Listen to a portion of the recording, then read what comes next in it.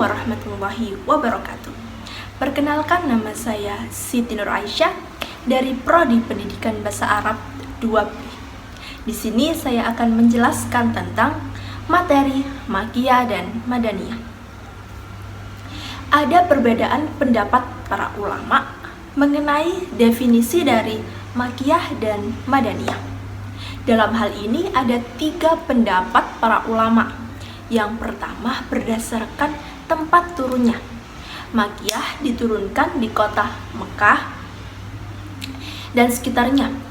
Ayat ini diturunkan kepada Nabi Muhammad SAW di Mina, Arafah, Hudaybiyah, dan sekitarnya. Sedangkan Madaniyah diturunkan di kota Madinah. Ayat ini diturunkan kepada Nabi Muhammad SAW di Badar, Uhud, dan lain-lainnya. Yang kedua, berdasarkan hitop atau seruan. Makkiyah diserukan kepada penduduk Mekah, sedangkan Madaniyah diserukan kepada penduduk Madinah. Yang ketiga, berdasarkan waktu turunnya. Makkiyah turun ketika Nabi Muhammad sebelum hijrah ke Madinah, sedangkan Madaniyah diturunkan setelah Nabi Muhammad berhijrah. Selanjutnya yaitu pengklasifikasian ayat-ayat dan surat dalam Al-Quran. Dalam hal ini, beberapa ulama juga berbeda pendapat mengenai jumlah masing-masing kelompok Makkiyah dan Madaniyah.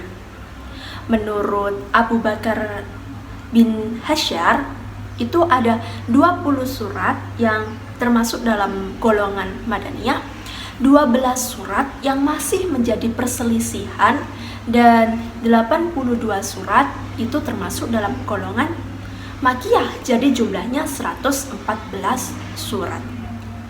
Adapun dalam hal ini, ulama berbeda pendapat mengenai jumlah masing-masing golongan surat Makkiyah dan Madaniyah dikarenakan isi dari Makkiyah dan Madaniyah itu tidak sesuai dengan statusnya.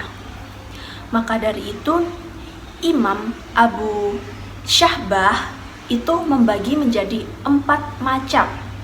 Yang pertama yaitu Makkiyah murni, yang kedua Madaniyah murni, yang ketiga Makkiyah yang berisi Madaniyah, dan yang keempat Madaniyah yang berisi Makkiyah. Selanjutnya yaitu ada 2 cara mengetahui yang termasuk golongan Makkiyah dan Madaniyah. Yang pertama yaitu istima'i naqli, pendengaran secara apa adanya. Yang kedua, qiyas ijtihadi, qiyas yang telah diijtihad. Selanjutnya yaitu ciri-ciri dari Makkiyah dan Madaniyah. Yang pertama, ciri-ciri Makkiyah yaitu suratnya tergolong pendek-pendek, surat dan ayatnya tergolong pendek-pendek. Yang kedua, berisikan tentang dasar-dasar keimanan kepada Allah seputar wahyu, alam gaib, hari akhir, gambaran surga dan neraka. Yang ketiga, berisikan tentang memegang teguh akhlakul karimah dan istiqomah dalam melakukan kebajikan. Yang keempat yaitu berisi tentang perlawanan terhadap kaum musyrik dan memberantas cita-cita mereka. Dan yang kelima atau yang terakhir yaitu kebanyakan awal suratnya itu diawali dengan wahai manusia, bukan wahai orang-orang yang beriman. Sedangkan ciri-ciri dari Madaniyah yaitu yang pertama, ayat atau suratnya itu tergolong panjang. Yang kedua yaitu ditujukan kepada akal pikiran. Yang ketiga, berisi tentang hukum.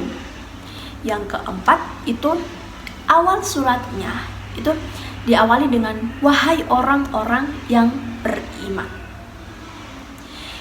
Yang terakhir yaitu manfaat mempelajari Makkiyah dan Madaniyah. Yang pertama, untuk dijadikan sebagai alat bantu dalam menafsirkan Al-Quran. Yang kedua, mengetahui sejarah pensyariatan hukum. Yang ketiga, mengetahui sejarah hidup Nabi melalui ayat-ayat Al-Quran. Mungkin cukup sekian dari saya. Kurang lebihnya saya mohon maaf. Akhirul kalam, wallahul muwaffiq ila aqwamit thoriq. Wassalamualaikum warahmatullahi wabarakatuh.